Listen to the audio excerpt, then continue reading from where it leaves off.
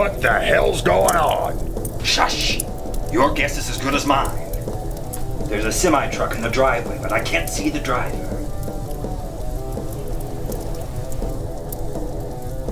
Come on, pick me up. Well, come on. Hey, be careful.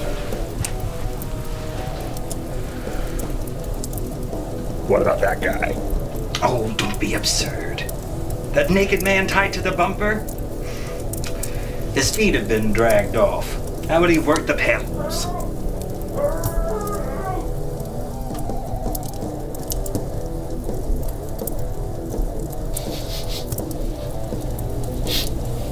Ugh. Whoever they are, I can smell them from here. That putrid stench of male bravado. Pork rinds, brute aftershave, and LA looks.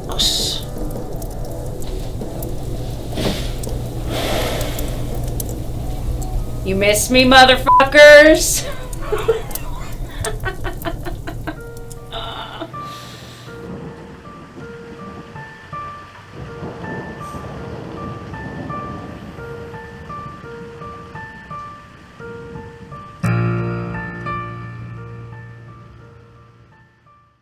So that goddamn midget wrestler punched me right in the I had to wash all my food off like a goddamn trash panda.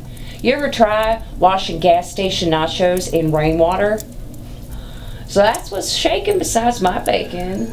Aileen, again, camera's dear. Alright. I'll take my top off lickety split, but I gotta warn you, one is bigger than the other since that rash. Oh, Aileen, it really won't be necessary, dear. I don't think anyone needs to see that. I mean, if they ask, I only have two. That third one is a freckle. A freckle! Whatever helps you sleep at night, Aileen.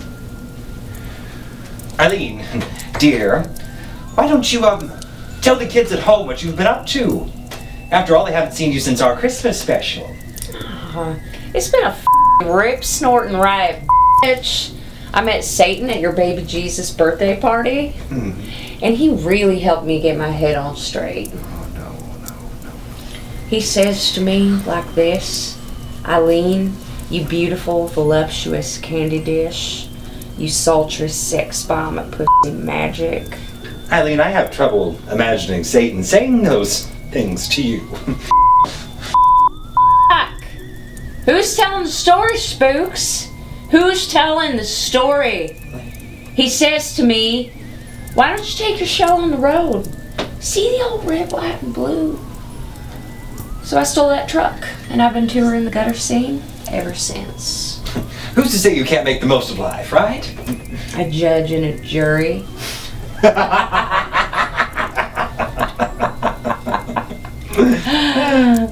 The good thing about a death sentence is they can only kill you once. I thought when I became a ghost, I'd have to go around saying boo all the time and wearing bed sheets. After some of the stains I've seen and made on those in motels, I couldn't think of anything worse. Oh, I could right now. Well, it's like this. Life and death is like watching a scrambled porn. At first, you're pissed. You gotta try to shoot your shot to it, right? Like, what the hell can I do with this? But if you squint and you turn your head a little to the right, you can always see a money shot. Lee, dear, what on earth does that even mean? Let me finish. If you're determined, you can make the best of any situation. Even being a fucking ghost. Aileen, you think I'm a ghost? You're not? You know, Aileen, I don't usually regret anything in life, but something tells me that's about to change. Why don't you tell the folks at home what it is you've been doing on your journey across America? Oh, dear God. What I do best. I knew. Killing motherfuckers. After I found my ex Ty and told her she could shove her tough love bullshit up bow cunt, I figured it's time to try to make things right. Aileen, dear, you're one of my closest friends. Please tell me that you're not, dare I say it, trying to reform. Does a pimp offer health insurance? I don't know how to answer that. Of course not. When you got this much hate crawling through your system, you gotta do something with it. I've been cleaning up the streets. If the courts taught me anything, it's okay to murder a murderer, regardless of her motherfucking circumstances. Well, dear, why don't you tell us more about your misadventures? But please be mindful of our audience. Okay. Just remember, bitch, snitches get stitches. So I started way back in 2007 in my old stomping grounds around Daytona. At that point, I'm trying to dive back in the lady pool. So I put on my best denim and I hit up the biker bars, the usual, and I get wind that 3 hookers and a junkie just up and gone missing. Oh, yes. I believe you're referring to the work of the Daytona Beach Killer. He shot these gals in the head, point blank. Piece of shit trucker. These chicks were just trying to do their thing. Well, how do you know it was even a trucker? Or a man, for that matter? The killer's still at large. And not anymore. Shot that in the head, then the other head. Oh, messy. Not really. There wasn't much there in either department. So just 2 years back, I was up in Seminole Hill. I remember I was sleeping in PJs, so it was kind of cold out. Aileen, dear, what else would you sleep in? The buff? It must have been November, maybe October. I catch wind that there was some guy just trying to make it to his gal house, and he gets shot. He was only 1 block from his place. I think, geez, what a way to go. Sucks balls. Yes, indeed, dear, it does suck balls. Then, another person gets shot. Just some chick trying to walk to her friends. She was found by a landscaping crew. Then another guy accidentally took the wrong bus, and on his way to the next stop, he gets it too.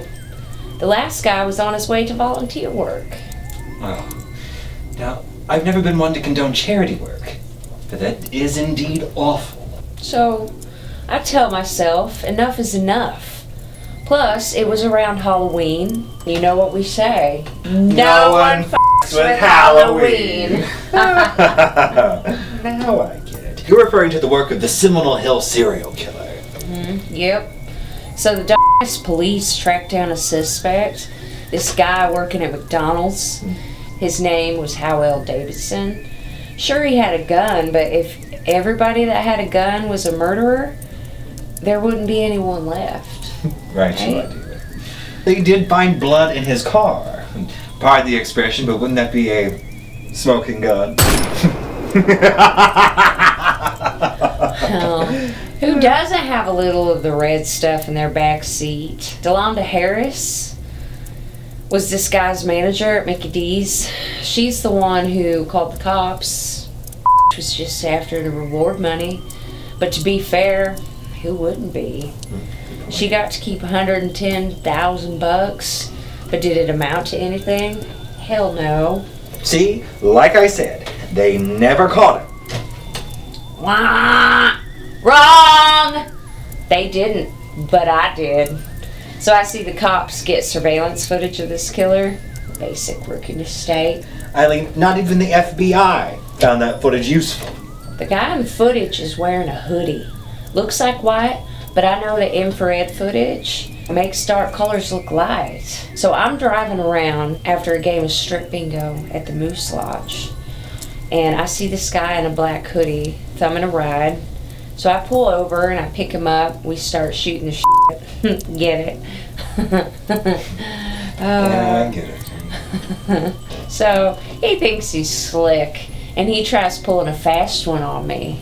He pulls out his gun, but I beat him to the punch, and I kick his ass out. That's it? You just kick him out of the car?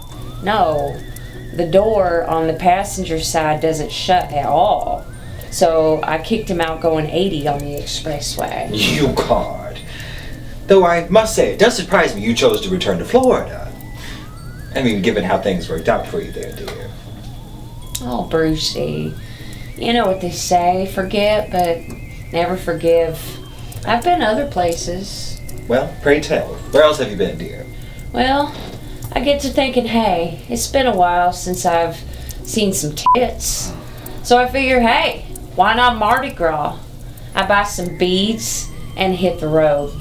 Ah, yes, the infamous jewelry of the Big Easy. Jewelry? Jewelry? No. Wrong beads, babe. And don't call me easy. So I'm in it for the long haul, but I pass out. And somehow I wake up in Jefferson Davis Parish. Dear, you fell asleep at the wheel? That's just reckless. Hey! You tried driving after fighting a band of neo-Nazis at a village pantry. What matters is, I got there safe, and there are no more Nazis at VP. Anywho, I'm hitting up some dives and I get stuck talking to this one-eyed bartender and his pet parrot. He thinks I'm a hooker. At this point, I wasn't. But he starts telling me how I should be careful in those parts. Because 8 girls turned up dead. Ah, yes. I believe you're referring to the Jeff Davis 8. Yep, 2 of these gals had their throats slit. The others washed up in crawfish ponds and canals. They were so gone when they were found that the coroner couldn't determine the cause of death. Turns out they were all sex workers from South Jennings, this rough part of town. Some were related, some lived together, but all ran business out of this shady-ass motel called the Boudreaux Inn. One of their star clients was a Republican named Charles Bustani. Not only did this creep go there to get his rocks off, but it turns out one of his cronies owned the dump. Oh, I've always enjoyed a good scandal. Turns out they didn't. Oh? But how do you mean, dear? Ah, you lost, Spooks. You're lost. Isn't it funny how these girls all worked there? Isn't it funny how they all knew Charles Bustani as a client? To me, it seems like the police wanted to keep some mouth shut. Did you know that detectives misplaced evidence? Total pathological lies. It's a cover-up. They gotta look out for ladder climbs and re-elections and everything else. So you're suggesting, dear, that there was never a serial killer, that this was all the work of the local police? I find that difficult to believe. I'm not gonna go into any more detail. I'm just gonna say this. You can call it the Jeff Davis 14 now. Lots of cops get killed in the line of duty every day.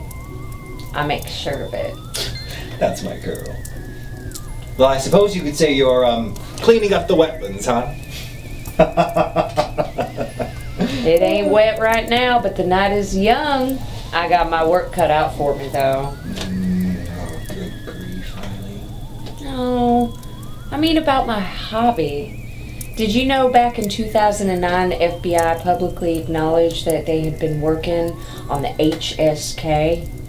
That stands for Highway Serial Killer Initiative.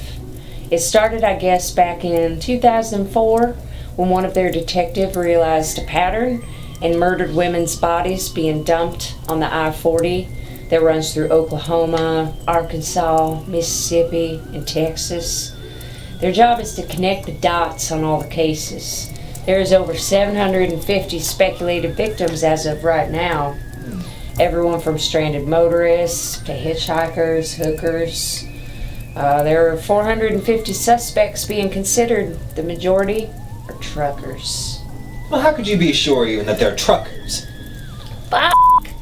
Did you know 25 serial killers on death row right now were truckers? Serial killers are just a tiny portion of society. Ain't it weird that so many had that job? I don't believe in coincidences, Spooks. On the whole, the FBI guesses that 25 to 50 serial killers are out chopping folks up at any given time in America. I suppose it's good for business. I won't be running out of material anytime soon.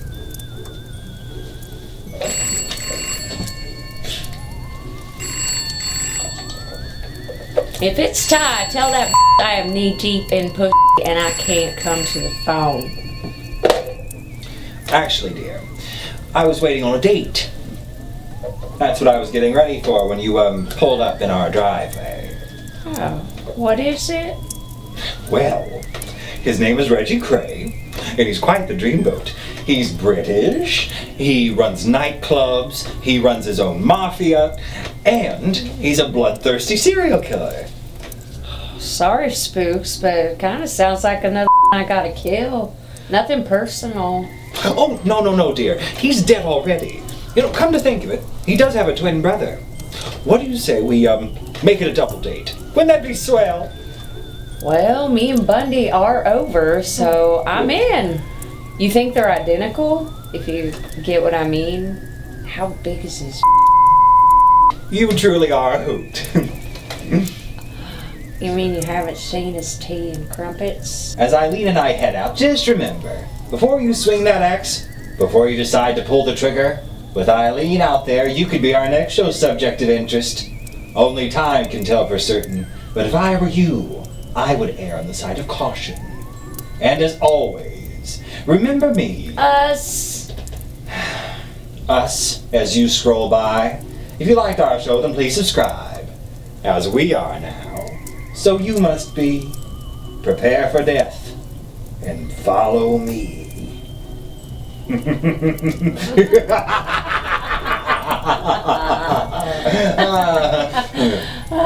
Come on, let's go. If we hurry, we can make it to the funeral home. I need a touch-up before our date. Where the do you know a funeral parlor's open this late? Don't worry about it. I know a guy. Hey, do you know, have you ever been to the Hotel Cortez? No, but we could swing by on the way there. It's a great place.